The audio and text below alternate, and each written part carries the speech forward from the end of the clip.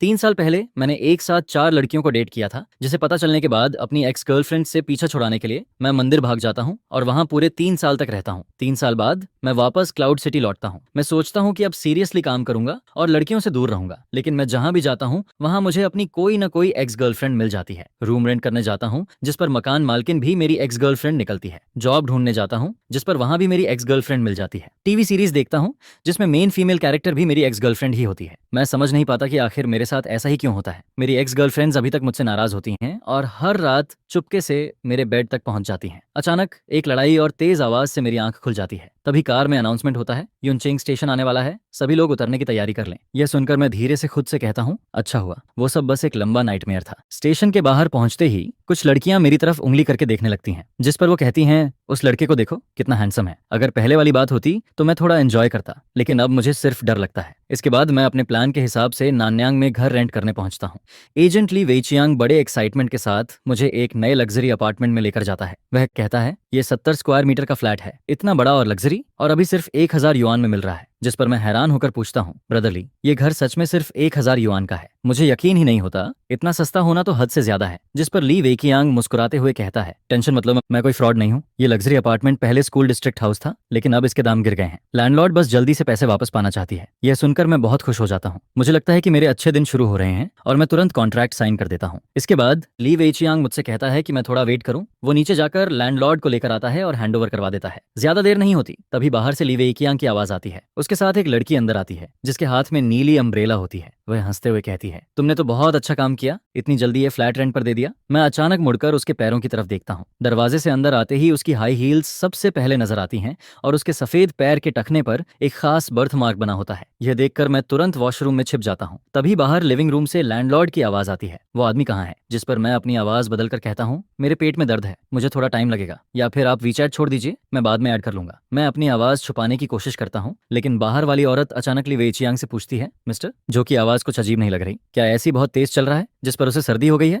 लेकिन अगले ही पल वो अचानक पूछती है, तुमने अभी उसे मिस्टर झाओ कहा था, उसका पूरा नाम क्या है? जिस पर ली वेकियांग कहता है, मैं बताना भूल गया, उस आदमी का नाम झाओ यांग है और वो अभी अभी क्लाउड सिटी वापस लौटा है। यह सुनते ही बाहर से एक अजीब सी हंसी सुनाई देती है। फिर धीरे धीरे कदमों की आवाज मेरी तरफ आने लगती है, जिसके बाद वो वॉशरूम के दरवाजे पर नॉक करती है और कहती है, झोयांग, अब नाटक बंद करो और जल्दी बाहर आओ। मैं गहरी सांस लेता हूँ और मजबूरी में दरवाजा खोल देता हूँ। काफी देर तक चुप रहने के बाद मैं ऑकवर्ड तरीके से मुस्कुराकर कहता हूँ, शाओ शुआंग। मेरे सामने खड़ी लड़की शु शाओ शुआंग होती है। वो युनचेंग यूनिवर्सिटी की सबसे फेमस लड़की हुआ करती थी और फिर वो उन्हीं 4 लड़कियों में से एक होती है जिन्हें मैंने एक साथ डेट किया था। मुझे आज भी वो दिन याद है जब वो पहली बार कॉलेज में आई थी। उसने नीली रिबन लगा रखी थी, काली ड्रेस पहनी थी। उसके लंबे पैर और कॉन्फिडेंट एटीट्यूड ने आते ही सबका अटेंशन अपनी तरफ खींच लिया था, जिस पर बहुत सारे लोग तुरंत उसके पीछे पड़ गए थे। लेकिन बात मेरी सोच से भी ज्यादा आसानी से हो गई थी, क्योंकि ये लड़की सेन यान फैमिली की बेटी थी और सिर्फ 1 महीने के अंदर ही वो मुझ पर पूरी तरह फिदा हो गई थी। उस वक्त वो मेरे लिए इतनी क्रेजी हो गई थी कि उसने यहाँ तक कह दिया था कि वो मुझे अपनी कंपनी का बॉस बना देगी और खुद मेरे साथ रहेगी। वो जितनी क्यूट थी उतनी ही खतरनाक भी थी। जब मेरा 4 लड़कियों वाला राज खुल गया था, तब सबसे पहले उसी ने मेरे ऊपर मिलियन युआन रिवॉर्ड लगा दिया था। अगर मुझे अपनी 4 एक्स गर्लफ्रेंड्स में से किसी एक से सबसे ज्यादा डर लगता था तो वो डेफिनेटली चू शाओशवांग ही थी। इस वक्त इस रेंट वाले घर में माहौल बहुत अजीब हो जाता है, जिस पर ली वेचियांग समझ जाता है कि मामला ठीक नहीं है और वो चुपचाप वहां से निकल जाता है। मैं जल्दी से कहता हूँ, ब्रदरली, ये घर मेरे लिए सही नहीं है, मुझे मेरा डिपॉजिट भी नहीं चाहिए, मैं ये घर रेंट नहीं करूंगा। जिस पर शु शाओशवांग मुझे घूरते हुए कहती है, क्या तुम फिर से भागना चाहते हो? कॉन्ट्रैक्ट साइन हो चुका है, अब इतनी आसानी से नहीं जा सकते। अगर तुमने जाने की कोशिश की तो मैं तुम्हें कोर्ट में घसीट दूंगी। मैं अभी अभी क्लाउड सिटी वापस आया होता हूँ और वो आते ही मुझे केस में फंसाने की धमकी देने लगती है। मेरी जॉब भी अभी तक फिक्स नहीं हुई होती, मैं सच में इतना झंझट नहीं झेल सकता। जिस पर मैं तुरंत अपना एटीट्यूड बदल देता हूँ और हंसते हुए कहता हूँ, अरे मैं तो मजाक कर रहा था, इतना अच्छा घर मैं कैसे छोड़ सकता हूँ? शाओशवांग, तुम सीरियसली ले गई क्या? जिस पर वो मुझे देखती है और कहती है, शाओशवांग, अभी किसी ने मुझे मिस शू कहा था ना? यह सुनकर मैं ऑकवर्ड होकर मुस्कुराता हूँ। वो फिर पूछती है, हमारे बीच क्या रिश्ता है, बताओ? जिस पर मैं गहरी सांस लेकर धीरे से कहता हूँ, बेबी। ये 2 शब्द सुनते ही ऐसा लगता है जैसे उनमें कोई मैजिक हो। शू शाओशवांग का चेहरा तुरंत लाल हो जाता है। वो घबराकर खिड़की की तरफ देखने लगती है और कहती है, कौन बेबी, क्या हम इतने क्लोज हैं? पास खड़ा ली वेचियांग हमें ऐसे देखता है जैसे वो पत्थर बन गया हो। मुझे डर लगता है कि कहीं अगले ही पल शू शाओशवांग फिर से नाराज होकर चली न जाए। जिस पर मैं तुरंत बात बदल देता हूँ, रेंट की बात करता हूँ और उसे वीचैट पर 5,000 युआन ट्रांसफर कर देता हूँ। लेकिन वो जाने का कोई इरादा नहीं दिखाती, बल्कि वो धीरे धीरे मेरे और करीब आने लगती है। उसकी खुशबू सीधा मेरी सांसों तक पहुंचती है। फिर वो मुझे देखकर कहती है, क्या तुम चाहते हो कि मैं ऐसे ही चली जाऊं? यह सुनकर अपनी जान बचाने के लिए मैं फैसला करता हूं कि अब सच बोल देना ही सही रहेगा। जिस पर मैं कहता हूं, शाओशुआंग, मैं पिछले 3 साल से 4 टेम्पल्स में था। मैंने वहां बहुत कुछ सीखा है। मैं सच में तुम्हारा बहुत शुक्रगुजार हूं। मुझे पता है कि मैंने तुम्हारे साथ बहुत गलत किया था, लेकिन मैं कसम खाता हूं अब आगे से मैं कभी किसी के साथ ऐसा नहीं करूंगा। मैं बस इतना कहना चाहता हूं कि मैं अब अपनी बीमारी से ठीक हो चुका हूं, इसलिए प्लीज मुझे परेशान मत करो। यह सुनकर शु शाओशुआंग कुछ देर के लिए चुप रह जाती है। उसकी आंखों में हैरानी और घबराहट साफ दिखाई देती है। फिर वो धीरे से कहती है, तुम्हें सच में समझ आ गया है कि तुमसे गलती हुई थी? जिस पर मैं तुरंत कहता हूँ, हाँ सच में, अब मैं अच्छे से रहूंगा। जिस पर वो कहती है, मैं तुम्हें इतनी आसानी से माफ नहीं करूंगी, लेकिन अगर तुम अच्छे से बिहेव करोगे तो मैं इस बारे में सोच सकती हूँ। वो सोचती है कि मैं उससे पैचअप की बात कर रहा हूँ और मैं सोचता हूँ कि वो मेरे ऊपर लगाए गए हंट ऑर्डर की बात कर रही है। इस तरह हम दोनों बिल्कुल अलग बात सोचते हुए भी एक अजीब से एग्रीमेंट पर पहुंच जाते हैं। इसके बाद किसी तरह मैं शु शाओशुआंग को वहां से भेज देता हूँ। वो अपने 3 मिलियन से भी ज्यादा की पिंक कार में बैठकर चली जाती है। उसकी 720S देखकर उसका रियल एटीट्यूड साफ दिखता है, लेकिन मुझे बस इस बात की खुशी होती है कि मैं एक और दिन बच गया। अगले दिन मैं जॉब ढूंढने निकलता हूँ, लेकिन वहां भी मेरी हालत खराब हो जाती है। मेरा मेजर मार्केटिंग होता है, लेकिन 3 साल तक मंदिर में रहने और दुनिया से कटे रहने की वजह से मेरा रिज्यूमे लगभग खाली होता है। हालांकि बाहर की दुनिया को मैं यही बताता हूँ कि मैं पिछले 3 साल से फेल था, लेकिन इसके बावजूद हर कंपनी का HR मुझे देखकर अजीब रिएक्शन देता है। पूरी तरह थक कर मैं आखिरी कंपनी में पहुंचता हूँ। वहां इंटरव्यू रूम के बाहर कंपनी के स्टूडियो में कुछ गड़बड़ चल रही होती है। कोई कहता है कि किसी मॉडल की उंगली टूट गई है और इसी वजह से शूटिंग रुक गई है। जिस पर मैं मन ही मन सोचता हूँ, क्या मैं 3 साल का बच्चा हूँ जो इस तरह का बहाना मान लूंगा? तभी अंदर से एक आदमी गुस्से में कहता है, झो विनयो से कह दो कि मोशन मीडिया अब आगे कभी उसके साथ काम नहीं करेगी। वो खुद को समझता क्या है? इसी बीच मिस्टर झांग गुस्से में बाहर निकलता है। उसी समय मैं अपना मुड़ा हुआ रिज्यूमे हाथ में लेकर उदास चेहरा बनाए मीटिंग रूम से बाहर निकल रहा होता हूँ। मैं अभी हॉलवे से पूरी तरह बाहर भी नहीं निकल पाता। तभी उसकी नजर मुझ पर पड़ती है।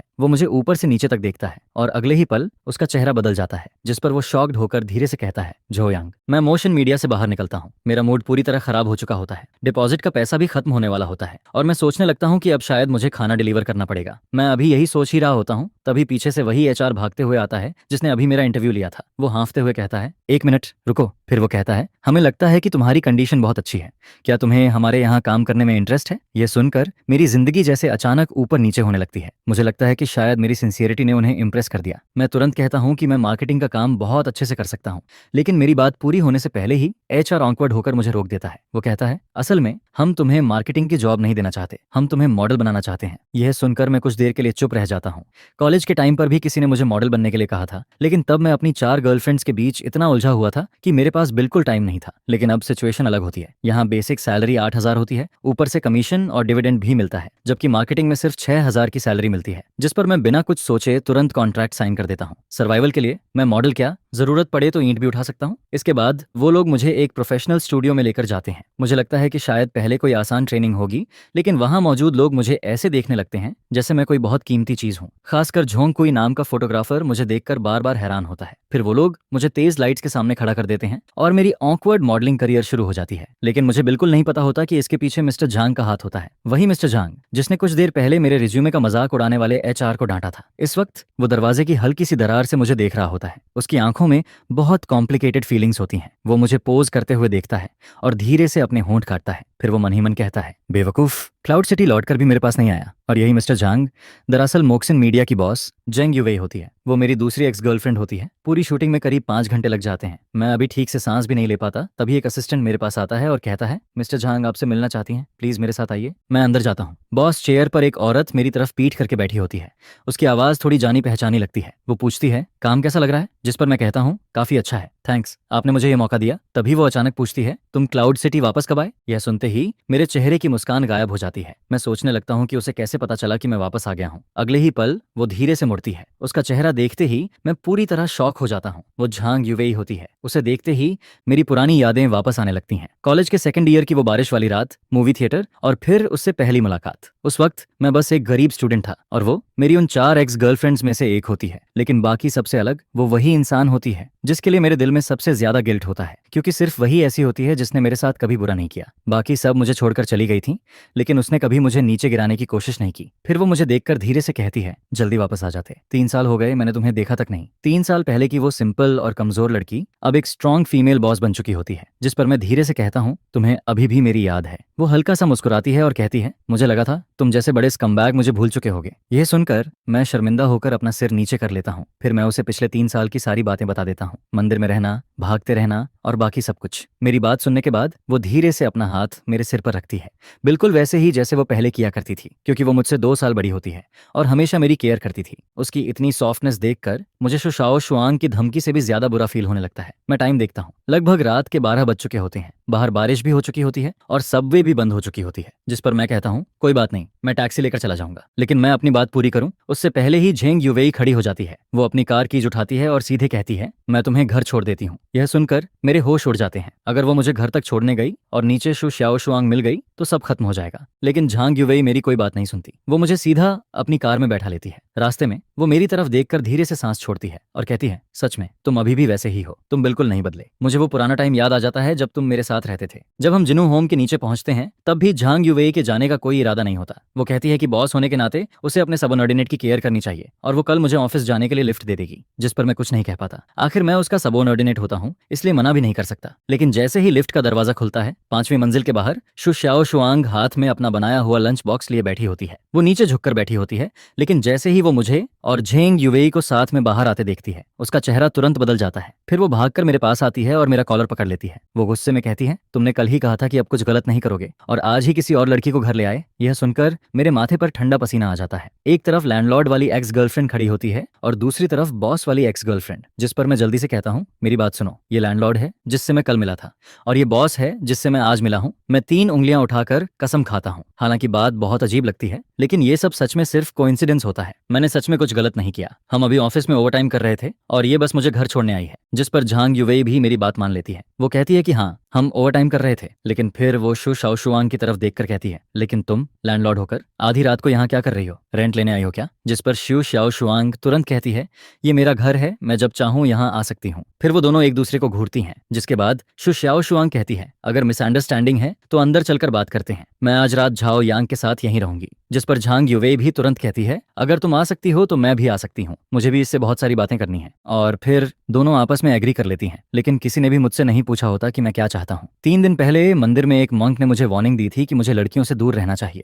लेकिन अब मैं इस सोफा पर बैठा होता हूँ। मेरे बाएं तरफ लैंडलॉर्ड एक्स गर्लफ्रेंड शु शाओ शुआंग बैठी होती है और दाएं तरफ बॉस एक्स गर्लफ्रेंड झांग युवेई बैठी होती है। मैं मन ही मन कहता हूँ, हे भगवान, अब मुझे कौन बचाएगा? इस अजीब और भारी माहौल को खत्म करने के लिए मैं कहता हूँ कि चलो लेट नाइट स्नैक खाते हैं, जिस पर श्याओ शुआंग मुझे वो लंच बॉक्स देती है। वो बहाना बनाती है कि वो इसे बस रास्ते में लेकर आई थी, लेकिन जैसे ही मैं लंच बॉक्स खोलता हूँ उसके अंदर वही शेड्रेड पोक होता है जो कॉलेज में मेरा फेवरेट हुआ करता था, और वो अभी भी गर्म होता है। ये देखकर मुझे समझ आ जाता है कि वो काफी देर से मेरा इंतजार कर रही थी। लेकिन दूसरी तरफ यूवे भी पीछे नहीं रहती। वो सीधे टेक अवे ऐप खोलती है और याके चुआन के साथ बियर ऑर्डर कर देती है। थोड़ी देर बाद 3 बड़े बॉक्सेस बियर के आ जाते हैं। डिलीवरी वाला अंदर बैठी 2 खूबसूरत लड़कियों को देखकर मुझे बहुत रिस्पेक्ट से देखता है, जिस पर मैं सिर्फ ऑकवर्ड होकर मुस्कुराता हूँ। कुछ देर बाद हम तीनों साथ में खाना खाने लगते हैं। मैं श्याओ शुआंग के हाथ का बना हुआ खाना खाता हूँ। वही पुराना टेस्ट मुझे फिर से याद आ जाता है, जिस पर मेरे दिल में गिल्ट और भी ज्यादा बढ़ जाता है, क्योंकि वो दोनों मेरे साथ इतना अच्छा बिहेव करती हैं और मैं ही सबसे बड़ा बेवकूफ होता हूँ। इसके बाद मैं लगातार बियर पीने लगता हूँ। मैं खुद को रोक नहीं पाता, एक के बाद एक बोतल खत्म कर देता हूँ। फिर एक बियर कैन उठाकर उसे भी एक ही बार में पी जाता हूँ।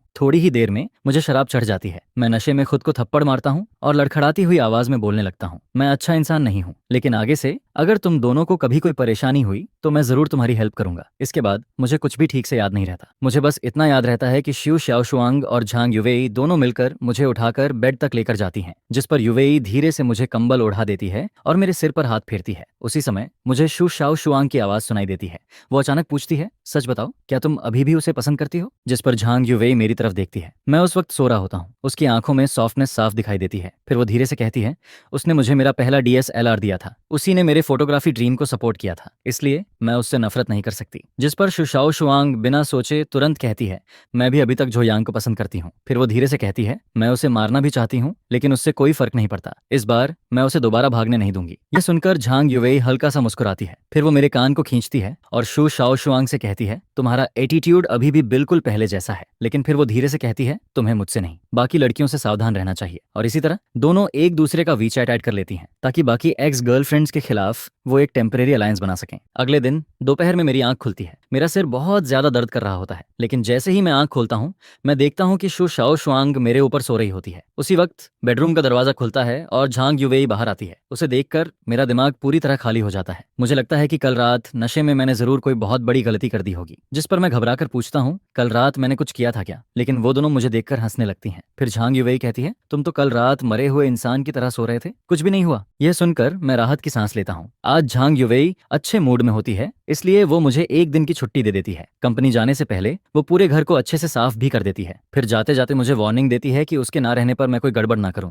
इसके बाद शिव शाओशुआंग भी उठ जाती है और जैसे ही उसे कल रात की अपनी बात याद आती है उसका चेहरा तुरंत लाल हो जाता है, क्योंकि उसने खुद कहा था कि वो अभी भी झो यांग को पसंद करती है। यह सोचकर वो शर्म से कहीं छिप जाना चाहती है, जिस पर मैं धीरे से कहता हूँ, शाओशुआंग तुम उठ गई। फिर मैं उससे पूछता हूँ, तुमने और झांग युवेई ने कल रात क्या बात की थी। जिस पर वो मुझे घूर कर कहती है, बहुत सारी बातें, जैसे कि तुम्हें सोते हुए ही मार देना चाहिए या नहीं। यह सुनकर मेरी रीढ़ की हड्डी तक ठंडी पड़ जाती है। मैं मन ही मन कसम खाता हूँ कि अब आगे से मैं कभी शराब नहीं पीऊंगा। इसके बाद सुबह की धूप कमरे में आ रही होती है। मैं चुपचाप शुशाओ शुआंग के पीछे खड़ा होकर उसके बाल ठीक करने लगता हूँ और उस पल मुझे ऐसा फील होता है जैसे मैं फिर से 3 साल पहले वाले दिनों में वापस पहुंच गया हूँ। आज दोपहर एक अच्छी मूवी लगी हुई है, झोयांग, चलो साथ में देखने चलते हैं। शु शाओशुआंग मुझे दोपहर में मूवी देखने के लिए बुलाती है, लेकिन मैं मना कर देता हूँ। मैं कहता हूँ, आज नहीं, आज मुझे कंपनी जाना है। जॉब का पहला दिन है, मुझे अपने कॉलेग्स पर अच्छा इंप्रेशन छोड़ना है। जिस पर वो थोड़ा नाराज होकर मुझे देखती है। फिर जैसे ही मैं जाने लगता हूँ वो अचानक अपना एक और टैलेंट दिखा देती है। वो सामने वाले फ्लैट का दरवाजा खोलती है और अंदर चली जाती है। फिर वो पीछे मुड़कर कहती है, मैं तुम्हें बताना भूल गई थी, ये पूरी बिल्डिंग मेरी है। अगर तुम्हें मेरी जरूरत पड़े तो कभी भी सामने वाले घर का दरवाजा नॉक कर देना। यह सुनकर मैं वहीं खड़ा रह जाता हूँ। मुझे सच में समझ नहीं आता कि ये लड़की आखिर कितनी अमीर है। इसके बाद वो हल्के लाल चेहरे के साथ मुझे चुटकी काटती है और वार्निंग देती है कि कंपनी में कोई गड़बड़ मत करना। जिसके बाद वो वापस चली जाती है। मैं पूरे जोश के साथ कंपनी पहुंचता हूँ, लेकिन जैसे ही नीचे पहुंचता हूँ वहां का सीन देखकर पूरी तरह चौंक जाता हूँ। कंपनी के गेट के सामने लड़कियों की एक बड़ी भीड़ खड़ी होती है। उनके हाथ में बैनर्स होते हैं और वो मोशन मीडिया के खिलाफ चिल्ला रही होती हैं। वो कह रही होती हैं कि मोशन मीडिया ने उनके आइडल झो वेनेओ को धोखा दिया है, उसकी जगह किसी और को कवर शूट दे दिया गया है। यह देखकर मैं घबरा जाता हूँ। फिर भी मैं हिम्मत करके उनके पास जाता हूँ और धीरे से पूछता हूँ कि आखिर हुआ क्या है। जिस पर एक लड़की गुस्से में कहती है, किसी हरामी ने बैकडोर से एंट्री लेकर हमारे भाई की जगह कवर शूट छीन लिया। यह सुनकर मैं कांपती हुई आवाज में पूछता हूँ, क्या तुम्हें उस इंसान का नाम पता है। जिस पर वो और भी गुस्से में कहती है, उस कमीने का नाम झो यांग है। यह सुनते ही मैं वहीं जम जाता हूँ। मेरे सामने खड़ी वही लड़कियां जो मुझे मार डालने की बात कर रही होती हैं, असल में मेरे ही खिलाफ खड़ी होती हैं। मेरे चेहरे की मुस्कान धीरे धीरे गायब हो जाती है। काफी देर बाद मुझे समझ आता है कि जिस आदमी को ये सब लोग गाली दे रही हैं वो मैं ही हूँ। जिस पर अपनी जान बचाने के लिए मैं बिहेव करने लगता हूँ जैसे मैं कोई राह चलता आदमी हूँ।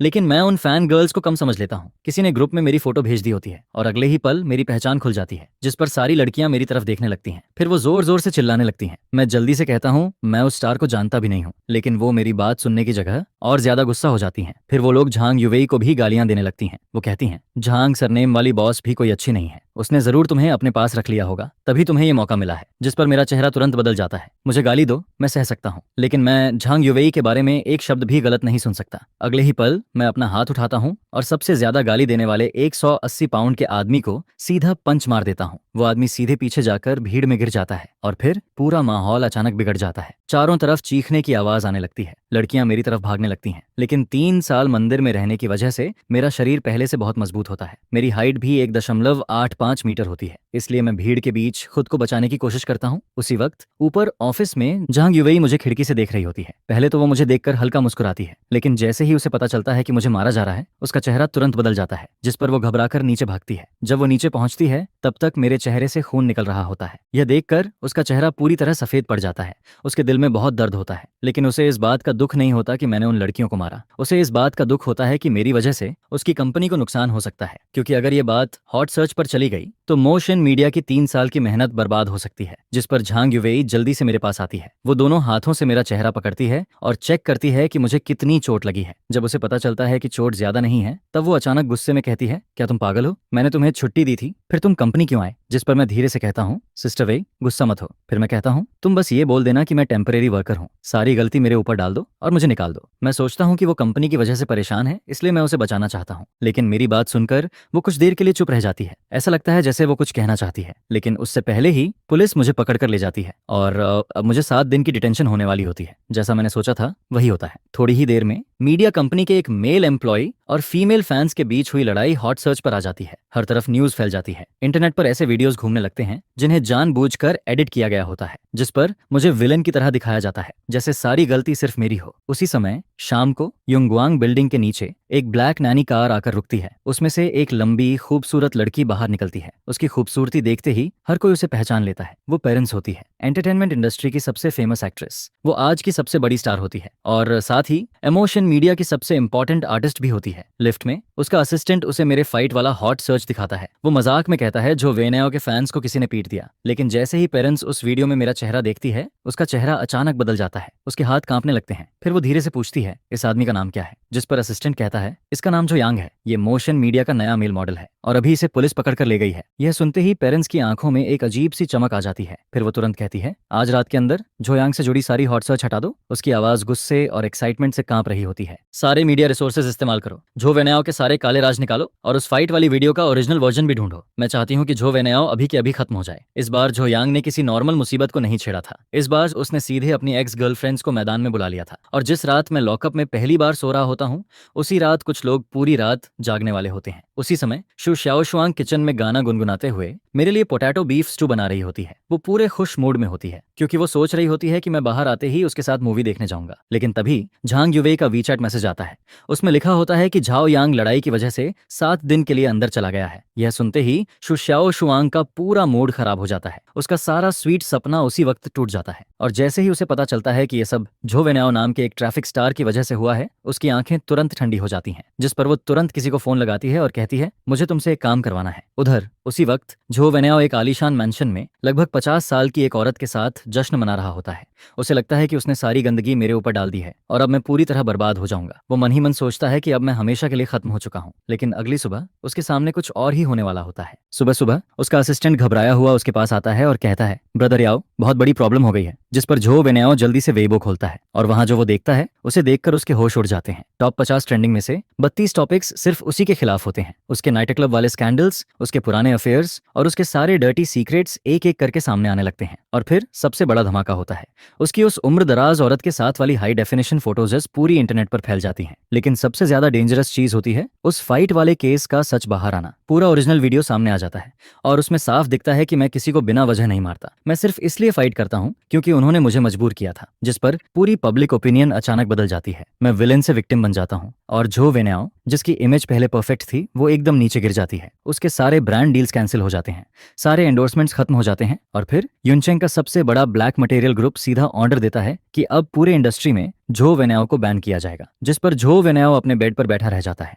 उसका चेहरा पूरी तरह सफेद पड़ जाता है। उसे समझ ही नहीं आता कि उसने आखिर किस इंसान को नाराज कर दिया। उसे बिल्कुल नहीं पता होता कि उस ब्लैक मटेरियल ग्रुप का चेयरमैन शु डागुओ होता है और जो शु शाओशुआंग मेरे लिए किचन में खाना बना रही होती है, वो उसी शु डागुओ की बेटी होती है। उसने मुझसे नहीं, मेरी एक्स गर्लफ्रेंड से पंगा ले लिया था और इस बार उसने गलत इंसान को छेड़ दिया था। 7 दिन बाद मेरी डिटेंशन खत्म हो जाती है। मैं सोच रहा होता हूँ कि अब बाहर निकलते ही मेरी जिंदगी पूरी तरह खराब हो जाएगी क्योंकि मैं नहीं चाहता कि झांग युवेई की कंपनी पर कोई असर पड़े। इसलिए मैं फैसला करता हूँ कि सारी गलती मैं अकेले अपने ऊपर ले लूंगा। लेकिन जैसे ही मैं पुलिस स्टेशन से बाहर निकलता हूँ, वहां रिपोर्टर्स की भीड़ खड़ी होती है। जिस पर मैं कहता हूँ चाहे वार्निंग देना हो या फाइट करना, सब मैंने अपनी मर्जी से किया था। मुझे बस झो वेनेओ पसंद नहीं था, इसलिए मैंने उसे मारा। मैं सोचता हूँ कि अब सब लोग मुझे गालियां देंगे, लेकिन उल्टा रिपोर्टर्स मुझे अजीब नजरों से देखने लगते हैं। कुछ लोग तो मुझे थम्स अप तक दे देते हैं। यह देखकर मैं पूरी तरह कंफ्यूज हो जाता हूँ। उसी समय झांग युवेई जल्दी से कार लेकर वहां पहुंचती है। वो मुझे बैठाती है और मुस्कुराते हुए कहती है अपना फोन देखो। जिस पर मैं फोन खोलता हूँ और मुझे पता चलता है कि इन 7 दिनों में पूरी दुनिया बदल चुकी होती है। झो वेनेओ के सारे सीक्रेट्स बाहर आ चुके होते हैं। उसके अफेयर्स, उसके लाइज, उसकी चीटिंग, सब कुछ इंटरनेट पर फैल चुका होता है और मैं, जिसने गुस्से में किसी को मारा था, अचानक लोगों की नजर में हीरो बन गया होता हूँ। जिस पर झांग युवेई अचानक कार रोक देती है। फिर वो मेरी तरफ देखती है। उसकी आंखें थोड़ी नम होती हैं। फिर वो धीरे से पूछती है झोयांग, मैंने उस दिन पूरी वीडियो देखी थी, क्या तुमने उनसे सिर्फ इसलिए फाइट की क्योंकि वो मुझे गालियां दे रहे थे? जिस पर मैं धीरे से कहता हूँ वो लोग बहुत बुरा बोल रहे थे, लेकिन मैं अपनी बात पूरी करूं उससे पहले ही जेंग युवेई की आंखों से आंसू निकलने लगते हैं। वो मेरा हाथ पकड़ लेती है और कहती है तो फिर तुमने मुझे पहले क्यों नहीं बताया? मैं उसे देखकर कुछ कहने ही वाला होता हूँ, लेकिन अगले ही पल वो अचानक मेरा सिर पकड़ लेती है और फिर उसके नरम होंठ सीधे मेरे होंठों पर आ जाते हैं। यह देखकर मैं पूरी तरह फ्रीज हो जाता हूँ। जिस पर झांग युवेई भी तुरंत लाल हो जाती है। फिर वो जल्दी से कार स्टार्ट करती है और मुझे वापस कंपनी लेकर जाने लगती है। लेकिन अंदर ही अंदर वो एक फैसला कर चुकी होती है। वो मन ही मन कहती है सॉरी शाओशुआंग, लेकिन मैं अब भी झाओ यांग को छोड़ नहीं सकती। इसके बाद पूरी कार में अजीब सा माहौल हो जाता है। मैं बार बार अभी वाला किस याद करता रहता हूँ। 3 साल की मेहनत और कंट्रोल सब एक किस से टूटता हुआ महसूस होता है। उधर झांग युवई भी स्टीयरिंग पकड़कर चुप बैठी होती है। ऐसा लगता है जैसे उसे भी अपनी हरकत पर शर्म आ रही हो। उसे डर होता है कि कहीं मैं उससे दूर ना हो जाऊं। कुछ देर बाद हम कंपनी पहुंच जाते हैं, लेकिन जैसे ही झांग युवई कंपनी के बाहर खड़ी एक सफेद स्पोर्ट्स कार को देखती है, उसका चेहरा तुरंत बदल जाता है। वो बिना कुछ बोले मुझे सीधे फर्स्ट फ्लोर के मीटिंग रूम में धकेल देती है और कहती है कि मैं बाहर ना निकलूं, क्योंकि बाहर मेरी तीसरी एक्स गर्लफ्रेंड आ चुकी होती है। उसका नाम पेई ल्यूसी होता है। वो एंटरटेनमेंट वर्ल्ड की सबसे फेमस एक्ट्रेस होती है। जैसे ही वो अंदर आती है, वो सीधे पूछती है, जोयांग कहाँ है? उसके चेहरे पर एक अजीब सी स्माइल होती है, जिस पर झांग युवई तुरंत कहती है, मैं तुम्हें उससे नहीं मिलने दूंगी। फिर वो गुस्से में कहती है, मैं किसी पागल इंसान को उसके पास नहीं जाने दूंगी, खासकर तुम्हें। क्योंकि झांग युवई शुशाओ शुआंग से तो नहीं डरती। उसे पता होता है कि शुशाओ शुआंग बस गुस्सैल है, लेकिन पेई ल्यूसी अलग होती है। उसकी मेंटल कंडीशन बहुत अनस्टेबल होती है। वो सच में कुछ भी कर सकती है। वो मुझे नुकसान भी पहुंचा सकती है या खुद को भी। जिस पर पेई ल्यूसी पहले तो धमकी देती है कि वो पूरी कंपनी खत्म कर देगी, लेकिन जब झांग युवई नहीं मानती तो अगले ही पल पेई ल्यूसी की आंखों में आंसू आ जाते हैं। वो ऐसे रोने लगती है जैसे अभी टूट जाएगी। लेकिन जब झांग युवई फिर भी नहीं मानती, तब उसका चेहरा अचानक बदल जाता है। उसकी असली पागल स्माइल वापस आ जाती है। फिर वो बाहर खड़ी न्यूज वंस की तरफ इशारा करती है और कहती है, बाहर इतने सारे रिपोर्टर्स खड़े हैं, अगर उन्हें पता चल गया कि जो यांग मेरा एक्स बॉयफ्रेंड है तो क्या होगा? उसकी आवाज में अजीब एक्साइटमेंट होती है, क्योंकि पेई ल्यूसी ऐसी इंसान होती है जिसे फर्क नहीं पड़ता कि वो खुश रहेगी या नहीं। उसे सिर्फ इस बात की परवाह होती है कि वो झो यांग के साथ रह सके, चाहे उसके लिए दोनों को साथ में बर्बाद ही क्यों ना होना पड़े। इस पागल इंसान के सामने, जो न सिर्फ खुद को खत्म कर सकता है बल्कि मुझे भी अपने साथ खींच सकता है, झांग युवई आखिरकार मेरी जान बचाने के लिए मजबूरी में अपना सिर झुका देती है। जिस पर वो कहती है, ठीक है, मैं तुम्हें उससे मिलने दूंगी। कॉन्फ्रेंस रूम के बाहर झांग युवई पेई ल्यूसी को दरवाजे के अंदर जाने से पहले रोक देती है, और इस टॉप एक्ट्रेस की बेहद अनस्टेबल मेंटल कंडीशन को देखकर युवई जिद करती है कि वो सिक्योरिटी चेक स्टिक से उसकी तलाशी लेगी। जिस पर जैसे ही अलार्म बजता है, पेई ल्यूसी को मजबूरी में अपनी कमर के पीछे छुपाया हुआ पतला सा नाइफ निकालना पड़ता है, जिसे वो जमीन पर फेंक देती है और फिर बड़े आराम से अंदर चली जाती है। दरवाजा खुलता है और मुझे लगता है कि युवई आई है, लेकिन अगले ही पल पी ल्यूसी किसी पिंजरे से निकली हुई भेड़िए की तरह सीधे मुझ पर टूट पड़ती है और मुझे जमीन पर गिरा देती है। जिस पर वो मुझे कसकर पकड़ते हुए कहती है, ब्रदर झायोआंग, लोग तुम्हें बहुत मिस करते हैं। पी ल्यूसी बिल्कुल किसी क्लिंजी किटन की तरह मेरे सीने में छुप जाती है, लेकिन अगले ही पल वो अचानक अपना चेहरा उठाती है और दोनों हाथों से मेरे कंधे पकड़ लेती है। उसकी आंखें पूरी तरह पागलपन से भरी होती हैं, जिस पर वो पूछती है, तुम मुझे 3 दिन पहले छोड़कर क्यों गए थे? क्या इसलिए क्योंकि मैं उतनी खूबसूरत नहीं हूँ, या फिर इन 4 बदबूदार औरतों की वजह से? बोलो। जिस पर मैं मजबूरी में अपना हाथ बढ़ाकर उसके सिर पर थपकी देता हूँ और अगले ही पल वो पागल लड़की फिर से शांत हो जाती है, जो देखकर वो फिर से एक छोटी सी दुखी लड़की की तरह रोने लगती है। यही है पेई ल्यूसी, मेरी तीसरी एक्स गर्लफ्रेंड, एक ऐसी औरत जिसके दिमाग में थोड़ा प्रॉब्लम है। जिस पर वेई शीली को देखकर मैं अपने फर्स्ट ईयर की उस पहली मुलाकात को याद करने लगता हूँ। उस समय फिल्म स्कूल में उसे बाकी लोग बहुत परेशान करते थे और वो जोर से मेरे पास आकर मेरा कॉन्टैक्ट मांगती है, जिस पर मैं दूर खड़े उन लोगों को देखकर हंस देता हूँ जो उसका मजाक उड़ा रहे होते हैं। और फिर मैं सीधे उससे कहता हूँ, अगर तुम नहीं चाहती कि लोग तुम्हें परेशान करें तो तुम्हें खुद मजबूत बनना पड़ेगा। लेकिन उस समय मुझे नहीं पता था कि वो सिंगल पेरेंट फैमिली में बड़ी हुई है और उसकी माँ ने उसे करेक्शन स्कूल भेज दिया था, जहाँ कई सालों तक उसका ब्रेन वॉश और सप्रेशन होता रहा था। मेरी वो बात उसके अंदर छुपे हुए मॉन्स्टर को बाहर निकालने वाली चाबी बन जाती है, जिस पर उसी दिन उसने अपने 5 रूममेट्स को घायल कर दिया था और बाद में मुझे सिर्फ एक मैसेज भेजती है, जिसमें लिखा होता है, मैंने उन्हें मारा और मैं वापस आ गई। गुड जॉब, है ना? इसके बाद उसकी दुनिया में सिर्फ 2 लोग बचते हैं, वो और मैं। शुरुआत में जब मैं उसके साथ था, तब मुझे सिर्फ इतना लगता है कि पेई ल्यूसी बहुत ज्यादा पॉजिटिव है, जिस पर फर्स्ट ईयर में ही मैं उससे ब्रेकअप करना चाहता था। लेकिन तभी मैं उसे पागलों की तरह बेकाबू होते देखता हूँ। वो एक डैगर पकड़कर मुझे होटल रूम में बंद कर देती है और वो पागल एक्सपीरियंस ऐसा था जिसकी वजह से मैं दोबारा कभी ब्रेकअप का नाम लेने की हिम्मत नहीं करता। इसके बाद मैं उसकी नेचर को समझ जाता हूँ। हालांकि उसकी मेंटल कंडीशन खराब है, लेकिन उसका दिल सॉफ्ट है, हार्ड नहीं। अगर उसे 2 प्यार भरी बातें बोल दो और उसके सिर पर हाथ फेर दो तो वो आसानी से मान जाती है। और उस समय जब मेरी 4 लड़कियों के साथ रिलेशन होने वाली बात सामने आ गई थी, तब मैं 50% इसलिए भागा था क्योंकि मुझे डर था कि कहीं वो मुझे मार ना दे। और इस समय वो मेरे सीने पर लगातार मुक्के मार रही होती है और रोते हुए कहती है, तुम घटिया आदमी, तुम भागे क्यों थे? जिस पर मैं कहता हूँ, क्या मैं इसलिए नहीं भागा था क्योंकि मुझे डर था कि तुम गुस्सा हो जाओगी? यह सुनकर मुझे फिर से यकीन हो जाता है कि चारों एक्स गर्लफ्रेंड्स में सबसे खतरनाक वही है, लेकिन सबसे आसान भी वही है। मैं बस उसे 2 प्यार भरी बातें कहता हूँ और उससे वादा करता हूँ कि मैं आगे भी क्लाउड सिटी में ही रहूंगा। जिस पर वो अगले ही पल किसी गुस्से वाली लड़की से शांत इंसान बन जाती है, लेकिन फिर भी वो तभी मानती है जब मैं उसे किस करने वाला होता हूँ। इसके बाद जब हम दोनों जमीन पर बैठे हुए फ्यूचर की बातें कर रहे होते हैं, तभी वो अचानक कुछ बैंक कार्ड्स निकालती है और फिर वो अपनी पिछले 3 साल की सारी कमाई मुझे दे देती है। जिस पर वो कहती है, ये सब तुम्हारे लिए है ताकि तुम्हें आगे कभी काम ना करना पड़े, ठीक है? एक इतनी फेमस एक्ट्रेस की इतनी बड़ी सेविंग को देखकर भी मैं बिना सोचे उसे मना कर देता हूँ, क्योंकि वो मुझे सपोर्ट नहीं करना चाहती, वो सच में मेरा ख्याल रखना चाहती है। जिस पर मैं उससे कहता हूँ, तुम अपनी स्टार वाली लाइफ जीती रहो और मैं यहाँ अपना काम करता रहूंगा, लेकिन मैं तुमसे प्रॉमिस करता हूँ, जब भी तुम मुझे ढूंढने आओगी मैं हमेशा यहीं मिलूंगा। यह सुनकर वो चुपचाप मेरे सीने में आकर लिपट जाती है और आखिरकार वो अपने अंदर की वो एक्सट्रीम कंट्रोल वाली चाहत को थोड़ा छोड़ देती है। उसी समय झांग युवई दरवाजे पर नॉक करती है और याद दिलाती है कि बाहर के रिपोर्टर्स अब अंदर घुसने वाले हैं, जिस पर मुझे समझ आता है कि ये सारे रिपोर्टर्स असल में पेई ल्यूसी ही लेकर आई थी ताकि झांग युवई मजबूरी में उसे मुझसे मिलने दे। इसके बाद मैं सिस्टर वेई से माफी मांगने के लिए कहता हूँ, जिस पर पेई ल्यूसी पहले तो इंस्टिंक्टिवली मुंह बना देती है लेकिन मेरी तरफ देखकर तुरंत मान जाती है, जिस पर वो कहती है ठीक है, मैं माफी मांग लूंगी, आगे से तुम जो कहोगे मैं वही करूंगी। इसके बाद मैं सेफ तरीके से कॉन्फ्रेंस रूम से बाहर निकल आता हूँ, जिस पर झांग युवई आखिरकार राहत की सांस लेती है और फिर वो अपना बंद हाथ खोलती है, जिसे देखकर मुझे समझ आता है कि उसने अपने हाथ में कुछ छुपा रखा था। तभी समझ आता है कि अभी थोड़ी देर पहले पेई ल्यूसी इतनी देर तक उसे बाहर क्यों नहीं निकाल रही थी। लेकिन कॉन्फ्रेंस रूम के अंदर दोनों औरतों के बीच थोड़ी देर के लिए एक सीधा सामना होता है, जिस पर पेई ल्यूसी सिर्फ मुझे खुश करने के लिए झांग युवई के सामने अपना सिर झुकाकर उससे माफी मांगती है। यह देखकर झांग युवई भी समझ जाती है कि वो पूरी तरह बुरी नहीं है और फिर वो भी धीरे से राहत की सांस लेती है। आखिर में मैं अपने फैमिली वालों से कहता हूँ कि वो उसका थोड़ा ध्यान रखें और रिपोर्टर्स को हैंडल करते करते पूरे 2 घंटे निकल जाते हैं और मुझे सांस लेने का मौका भी नहीं मिलता, क्योंकि अगले ही पल झांग युवई के सामने ही पेई ल्यूसी अचानक मेरे सामने दौड़ कर आ जाती है, जिस पर वो सीधे मेरे चेहरे को पकड़ती है और मुझे जोर से किस कर देती है। फिर वो शर्माते हुए कहती है, अगर तुम मुझे किस नहीं करोगे तो मैं खुद तुम्हें किस कर लूंगी। यह कहकर वो लाल चेहरा लिए हुए भाग जाती है और जाते जाते भी काफी खुश दिखाई देती है, जिस पर मैं सिर्फ इतना सोचता हूँ, ओह नहीं, मैं फिर से फंस गया। होस्ट, मुझे तुम्हारे लिए सच में बुरा लग रहा है। क्या ये अभी भी बहुत यादगार नहीं लग रहा है? ये मेरी बहन के मीठे होंठ थे या फिर किसी बड़ी स्टार के? मैं इतना डर गया था कि सीधा ऊपर जाने की हिम्मत ही नहीं हुई। जल्दी से घर लौटना पड़ेगा, नहीं तो घर वाली मुझे सच में मार डालेगी। कम्युनिटी में वापस आकर मैं डरते डरते चू शाओशुआंग के घर का दरवाजा खटखटाता हूँ। दरवाजा खुलता है और चू शाओशुआंग अपने बिखरे हुए बाल ठीक कर रही होती है। जैसे ही वो मुझे देखती है उसे समझ आ जाता है कि मैं अभी भी यही हूँ। उसका पूरा चेहरा थका हुआ और उदास लग रहा होता है,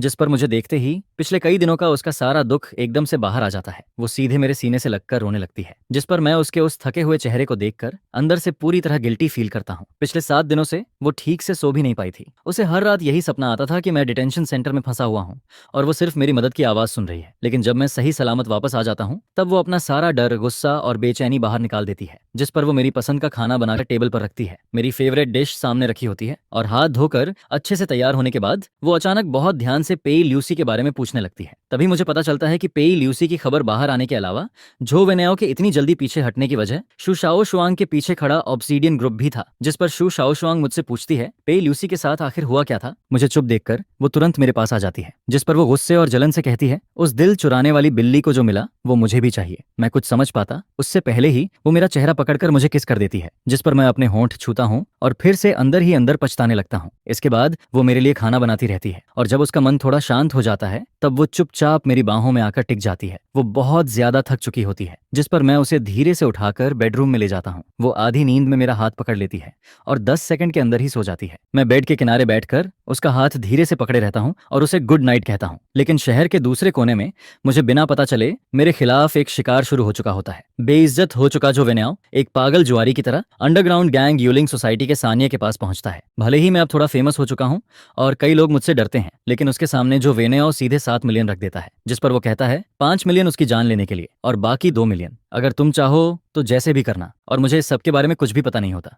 मैं बस शू शाओशुआंग के बेड के पास बैठा रहता हूँ और धीरे धीरे सुबह हो जाती है। सुबह की धूप कमरे में आती है। शू शाओशुआंग एक प्यारा सा एप्रन पहने खड़ी होती है। टेबल पर उसके हाथ से बने फ्राइड डॉ स्टिक्स और टोफू सूप रखे होते हैं। उस पल वो बिल्कुल नई नई शादी हुई वाइफ जैसी लग रही होती है, जिस पर मुझे कल का दिन याद आता है। एक ही दिन में मुझे मेरी 3 एक्स गर्लफ्रेंड्स ने किस किया था और मंदिर में कॉन्सेंट्रेशन मैंने इतने समय से प्रैक्टिस करके बनाई थी वो अब पूरी तरह हिल चुकी थी। अगर ऐसा ही चलता रहा तो मुझे डर था कि मैं फिर वही पुरानी गलती दोबारा कर दूंगा। तभी शू शाओशुआंग मुझे देखती है और कहती है, जोयांग, वहां खड़े खड़े क्या सोच रहे हो? जल्दी आओ और ब्रेकफास्ट करो। मैं जैसे ही खाने बैठने वाला होता हूँ तभी दरवाजे पर नॉक होने लगती है। मैं कैट आई से बाहर देखता हूँ और अगले ही पल मेरी जान ही निकल जाती है। बाहर पेई ल्यूसी खड़ी होती है। मैं डर के मारे सोचने लगता हूँ ये यहाँ तक कैसे पहुंच गई। अब तो सब खत्म हो गया। मैं जल्दी से बात छुपाने की कोशिश करता हूँ, लेकिन शू शाओशुआंग तुरंत कुछ गड़बड़ फील कर लेती है, जिस पर अगले ही पल उसकी वो प्यारी और शांत वाइफ वाली इमेज गायब हो जाती है और उसकी जगह एक पूरी एटीट्यूड वाली बड़ी लड़की वापस आ जाती है। वो मुझे साइड में हटाते हुए कहती है, तुम ऐसे चोरी चोरी क्या कर रहे हो? हटो, मैं देखती हूँ बाहर कौन है। मैं उसे रोक भी नहीं पाता और वो सीधे दरवाजा खोल देती है। दरवाजे के बाहर पेई ल्यूसी खड़ी होती है। वो पहले धीरे से कुछ बोलने वाली होती है, लेकिन फिर उसकी नजर शू शाओशुआंग पर पड़ती है, जिस पर दोनों एक दूसरे को घूरने लगती हैं। सबसे मुश्किल 2 एक्स गर्लफ्रेंड्स इस पल आमने सामने खड़ी होती हैं। शू शाओशुआंग हल्की सी मुस्कान के साथ कहती है, ओह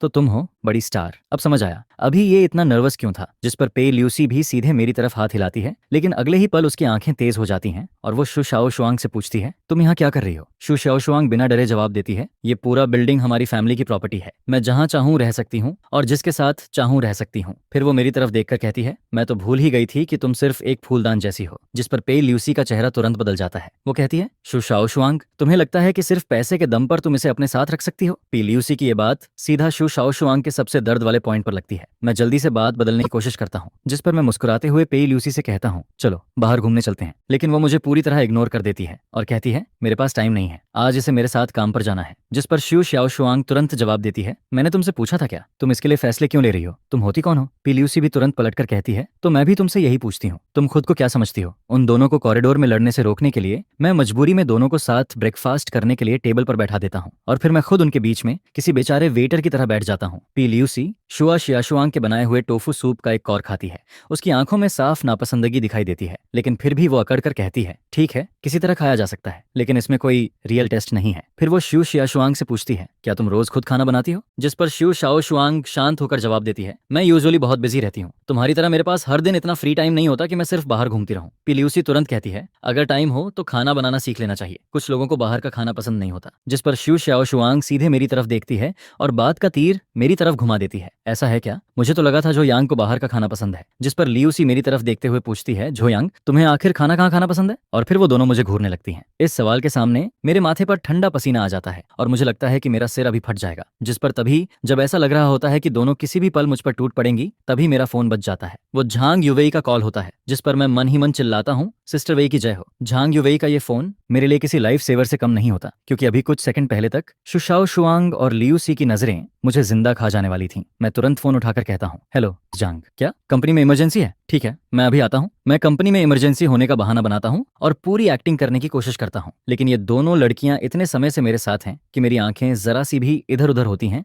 तो इन्हें तुरंत पता चल जाता है कि मैं झूठ बोल रहा हूँ। जिस पर लिविंग रूम, जो पहले से ही भारी माहौल में था, अब और भी ज्यादा ठंडा हो जाता है। मैं बोलना बंद कर देता हूँ और ल्यूसी भी चुपचाप अपना सिर झुका लेती है। उस ब्रेकफास्ट के दौरान मुझे सच में ऐसा लग रहा होता है जैसे मैं किसी मौत की सजा के बीच बैठा हूँ। यहाँ तक कि प्लेट में रखे फ्राइड डॉ स्टिक्स भी मुझे किसी टॉर्चर जैसे लगने लगते हैं। पूरा माहौल इतना भारी हो जाता है जैसे हवा भी रुक गई हो। जिस पर मैं जल्दी जल्दी खाना खत्म करता हूँ और वहां से निकलने की कोशिश करता हूँ। मैं ल्यूसी की तरफ देखकर कहता हूँ, बड़ी स्टार रहने दो, अगर किसी ने तुम्हें मेरे साथ देख लिया तो तुम मुसीबत में पड़ जाओगी, मैं तुम्हें मन खुद छोड़ देता हूँ। लेकिन जैसे ही मुझे लगता है कि दूसरा वर्ल्ड वॉर फिर से शुरू होने वाला है, मैं तुरंत उठ जाता हूँ और कहता हूँ, रहने दो, मैं सबवे से चला जाऊंगा। इसके बाद मैं वहां से ऐसे भागता हूँ जैसे जान बचाकर निकल रहा हूँ और मेरे पीछे वो दोनों अचानक किसी अजीब से समझौते पर पहुंच जाती हैं। जिस पर शू शाओशुआंग ठंडे चेहरे से ल्यूसी से कहती है, सिर्फ जुआओ निंग ही वापस नहीं आई है, वो बाई सरनेम वाली औरत भी वापस आ चुकी है और वो भी जुआओ यांग पर नजर रखे बैठी है। इसलिए हमारे बीच लड़ने से अच्छा है कि पहले बाहर वालों से डील किया जाए। और इसी समय मैं सबवे में बैठा हुआ अपनी जिंदगी के बारे में सोच रहा होता हूँ। मुझे लग रहा होता है कि मैं सच में अपनी जान दांव पर लगाकर जी रहा हूँ। अगर मैं ऐसे ही इन सबके बीच फंसा रहा तो एक दिन सच में खत्म हो जाऊंगा। जिस पर मैं मन ही मन कसम खाता हूँ कि आज से मैं लड़कियों से दूर रहूंगा और सिर्फ अपने करियर पर ध्यान दूंगा। लेकिन रियलिटी मुझे एक मौका भी नहीं देती, क्योंकि तभी सबवे में एक स्कूल गर्ल मुझे पहचान लेती है। वो अचानक चिल्लाकर कहती है, क्या तुम जो यांग हो। जिस पर पूरा डिब्बा एकदम से शोर से भर जाता है। कोई फोटो मांगता है, कोई ऑटोग्राफ, और कुछ लोग मेरे चारों तरफ जमा हो जाते हैं। मैं किसी शर्मिंदा भगोड़े की तरह किसी तरह उनसे बचते हुए सबवे से नीचे उतरता हूँ। लेकिन कंपनी के नीचे पहुंचने तक भी मेरा दिमाग अभी तक ठीक नहीं हुआ होता। मैं बस जल्दी से ऑफिस पहुंचना चाहता था। तभी पीछे से एक आदमी हुडी पहने हुए मेरी तरफ आता है और धीरे से पूछता है, तुम झाओ यांग हो, है ना। मैं बिना उसकी तरफ देखे कैजुअली जवाब देता हूँ, अभी थोड़ा अर्जेंट काम है, अगली बार साइन दे दूंगा। मुझे लगता है कि वो भी कोई फैन है। लेकिन अगले ही पल एक ठंडी चमक मेरी आंखों के सामने से गुजरती है, जिस पर वो आदमी अचानक नाइफ निकालकर मेरे गले की तरफ वार करता है।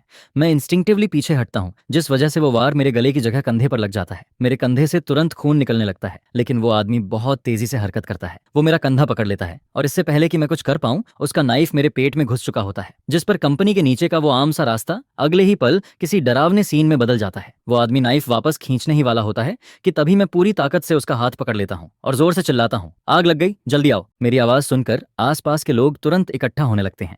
जिस पर किलर घबरा जाता है और जल्दी से अपने साथी की मोटरसाइकिल पर बैठकर वहां से भाग जाता है। जमीन पर गिरने से पहले मैं बस इतना कह पाता हूँ, एम्बुलेंस बुलाओ। 5 मिनट बाद मोशन मीडिया के बाहर बाहर जहांग युवेई मेरा इंतजार कर रही होती है, लेकिन मेरी जगह वहां पेई ल्यूसी और शू शाओ शुआंग भी पहुंच जाती हैं। तीनों औरतों को अभी तक ये तय करने का मौका भी नहीं मिला था कि मुझे कौन अपने पास रखेगी।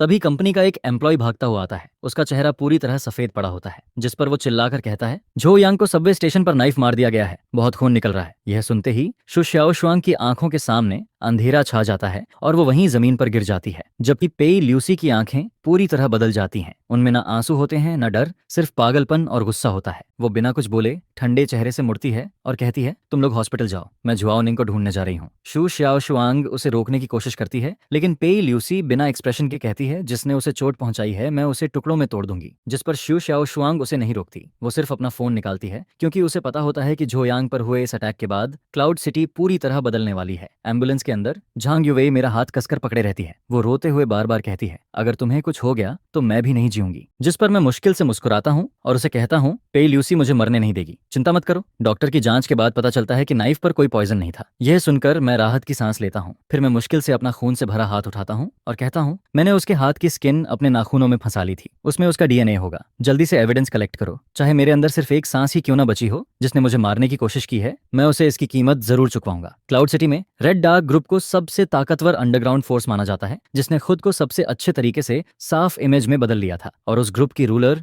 जुआओ निंग सिर्फ 31 साल की थी। वो क्लाउड सिटी की सबसे अमीर लोगों में से एक थी। इसी समय ये पुरानी अंडरवर्ल्ड क्वीन शीशे के सामने खड़ी होकर खुद को तैयार कर रही होती है, उस आदमी से मिलने के लिए जिससे वो सबसे ज्यादा प्यार भी करती है और सबसे ज्यादा नफरत भी, झो यांग। वो अपने पुराने सख्त कपड़े उतार देती है और उनकी जगह एक लाल रंग की टाइट ड्रेस पहनती है, जिसे देखकर कोई भी आदमी अपना होश खो दे। लेकिन फिर भी झो यांग उसके सामने नहीं आता। मेरा इंतजार करने वाली ऑफिस में घुसकर आई हुई पेई ल्यूसी होती है। वो सीधे जुआओ निंग के सामने जाकर कहती है, सही कहा, सिर्फ तुम ही उसे कंट्रोल कर सकती हो, उसे हॉस्पिटल पहुंचा दिया गया है। जिस पर पेई ल्यूसी ठंडे चेहरे से आगे कहती है, किसी ने उसे नाइफ मार दिया है। यह सुनते ही जुआओ निंग के चेहरे पर मौजूद 5वीं बहन वाली नरमी एक पल में गायब हो जाती है और उसकी जगह भयानक गुस्सा आ जाता है। जिस पर वो धीरे से कहती है, जिसने भी उसे हाथ लगाया है, याओ नियांग उसे अपने हाथों से खत्म करेगी। पिल्यूसी मानती है कि उसकी पहुंच अंडरग्राउंड ब्लैक मार्केट तक नहीं है, इसलिए मजबूरी में वो अपनी पुरानी दुश्मन जुआओ निंग के पास आती है। जिस पर जुआओ निंग ठंडी आवाज में कहती है, लगता है कुछ लोग 12 घंटे के अंदर मेरा नाम भूल गए हैं। ठीक है, मैं उन्हें फिर से याद दिलाती हूँ। उसी समय हॉस्पिटल में मेरी सर्जरी अभी खत्म हुई होती है और जब पुलिस मुझसे सवाल करती है, तब मैं हैरानी वाली शांति के साथ जवाब देता हूँ। मैं कहता हूँ, किलर का डीएनए मेरे नाखूनों में होना चाहिए, शायद वो तुम्हारे काम आए। ऐसा लग रहा होता है जैसे पुलिस पहले भी ऐसे केसेस देख चुकी है। जिस पर वो जल्दी से बात खत्म करती है और फिर वहां से चली जाती है। पुलिस के जाने के बाद मैं हॉस्पिटल बेड पर लेटकर चैन की सांस लेता हूँ। लेकिन मैं इतना शांत क्यों हूँ, इसकी वजह मूवीज नहीं है। असल वजह यह है कि 6 साल पहले मैंने सच में किसी को मार दिया था और उस काम में मेरी पार्टनर मेरी एक्स गर्लफ्रेंड जुआओ निंग थी। जैसे ही मुझे जुआओ निंग का नाम याद आता है, मेरे पूरे शरीर में ठंडक दौड़ जाती है और उसके साथ एक अजीब सा गुस्सा और डर भी वापस आने लगता है, क्योंकि 6 साल पहले जो हुआ था वो मेरी यादों में किसी जलते हुए निशान की तरह छपा हुआ है, जिस पर मैं मन ही मन कसम खाता हूँ, चाहे कुछ भी हो जाए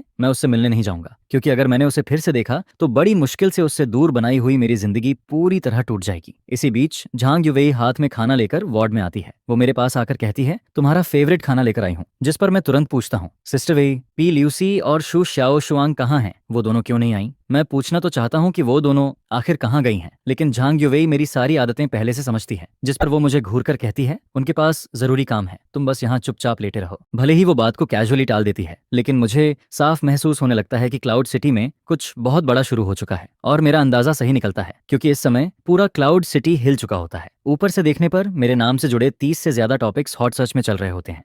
और उससे भी ज्यादा शॉकिंग बात यह होती है कि ऑब्सिडियन ग्रुप अचानक 10 मिलियन का रिवॉर्ड अनाउंस कर देता है। जो भी उस किलर के बारे में कोई जानकारी देगा उसे सीधे 10 मिलियन मिलेंगे, जिस पर पूरे शहर के लोग पागल हो जाते हैं। अब लोग सिर्फ इंसाफ के लिए नहीं, बल्कि अपनी जिंदगी बदलने वाले उस पैसे के लिए भी किलर को ढूंढ रहे होते हैं। और सिर्फ शहर की नॉर्मल दुनिया ही नहीं, क्लाउड सिटी की अंधेरी दुनिया भी हिल चुकी होती है। हर छोटे बड़े गैंग का बॉस एक जगह जमा होता है और उन्हें इतना चुप कराने वाला सिर्फ एक इंसान होता है, जुआओ निंग। एक पुराने अंडरग्राउंड हाइडआउट में जुआओ निंग अब फिर से अपनी पुरानी पहचान में लौट चुकी होती है। वो अपना सूट पहन चुकी होती है और अब वो किसी अमीर बिजनेस वुमन की तरह नहीं, बल्कि गोस्ट इन गैंग की रदरलेस बॉस लग रही होती है। तभी श्यूकाई नाम का एक आदमी अपने साथियों के साथ अंदर आता है। वो न सिर्फ बेअदबी से बात करता है, बल्कि झू निंग का मजाक उड़ाने की भी कोशिश करता है। जिस पर वो हंसते हुए कहता है, झू निंग, तुम्हारा इतना गुस्सा देखकर लगता है कि तुम अभी भी वही पुरानी औरत हो। यह सुनते ही झू निंग की आंखें ठंडी हो जाती हैं। वो धीरे से कहती है, तुमने मुझे गाली देने की हिम्मत की, लगता है तुम जीना नहीं चाहते। शू है अभी अपनी जगह से उठता ही है कि अगले ही पल पीछे से एक स्वॉर्ड उसके शरीर को पार कर जाती है, जिस पर शिवकाई वहीं जम जाता है। और जुआओ निंग उसे ऐसे देखती है जैसे वो कोई इंसान नहीं, सिर्फ कूड़े का ढेर हो। वो बिना कुछ कहे सिर्फ अपने एक्शन से सबको बता देती है कि क्लाउड सिटी में अभी भी असली रूल उसी का चलता है। फिर वो धीरे से हाथ हिलाती है और शिवकाई की बॉडी जमीन पर गिर जाती है, जिस पर वो बाकी लोगों से कहती है, अगर कोई मुझे छूने की बात करेगा तो उसका यही हाल होगा। बाकी 4 गैंग बॉसेस ये देखकर इतने डर जाते हैं कि वो अपना सिर तक उठाने की हिम्मत नहीं करते। इसके बाद जुआओ निंग वापस शांत होकर अपनी चेयर पर बैठ जाती है, लेकिन उसके चेहरे का गुस्सा अभी भी खत्म नहीं हुआ होता। वो धीरे से कहती है, 4 घंटे के अंदर पता करो जिसने झो यांग पर अटैक किया वो किसके नीचे काम करता है। अगर तुम लोगों ने पता लगा लिया तो गोस्ट यिन गैंग तुम्हें अपना टेरिटरी दे देगा, लेकिन अगर नहीं पता लगा पाए तो फिर तुम्हारा एंड शिवकाई जैसा होगा। यह सुनते ही पूरे क्लाउड सिटी की अंडरग्राउंड दुनिया पागलों की तरह किलर को ढूंढने में लग जाती है। और इसी समय मैं हॉस्पिटल में बेड पर बैठा हुआ झांग युवेई के छिले हुए एप्पल खा रहा होता हूँ। तभी झांग युवेई कहती है, शु शाओशुआंग ने ऑब्सीडियन ग्रुप से 10 मिलियन का रिवॉर्ड निकलवा दिया है। यह सुनकर मैं थोड़ा खुश हो जाता हूँ, क्योंकि मुझे लगता है कि कम से कम वो लोग मेरी फिक्र कर रहे हैं। लेकिन झांग युवेई तुरंत मेरी तरफ देखकर कहती है, तुम सच में बहुत बड़े स्कमबैग हो। तुम्हारी वजह से मीडिया, पूरे क्लाउड सिटी के लोग और यहाँ तक कि गैंगस्टर्स भी पागल हो चुके हैं। जिस पर मैं अचानक रुक जाता हूँ, क्योंकि उसके मुंह से निकला हुआ गैंगस्टर वाला वर्ड मुझे अजीब लगता है। मैं तुरंत उसकी तरफ देखता हूँ। झांग युवेई का चेहरा एक पल के लिए घबरा जाता है और फिर वो जल्दी से दूसरी तरफ देखने लगती है, जिस पर मेरे शरीर में ठंडी लहर दौड़ जाती है। मैं तुरंत बेड के पास की रेलिंग पकड़ लेता हूँ, क्योंकि मैं जुआओ निंग को बहुत अच्छे से जानता हूँ। अगर वो सच में इस मामले में उतर गई है तो वो किलर को पुलिस के हवाले नहीं करेगी, वो सच में उसे मार डालेगी। उसी समय रेड गूस लोन कंपनी के अंदर यूलिन सोसाइटी का तीसरा बॉस लूसन अपने 2 आदमियों पर गुस्सा कर रहा होता है। ये वही 2 लोग होते हैं जिन्होंने मुझ पर अटैक किया था। उनमें से एक ने मुझे नाइफ मारा था और दूसरा बाहर मोटरसाइकिल लेकर इंतजार कर रहा था। वो तो लालच में आकर मेरे ऊपर अटैक करने वाले उन दोनों लोगों का सिर भी ऑब्सीडियन ग्रुप को बेचकर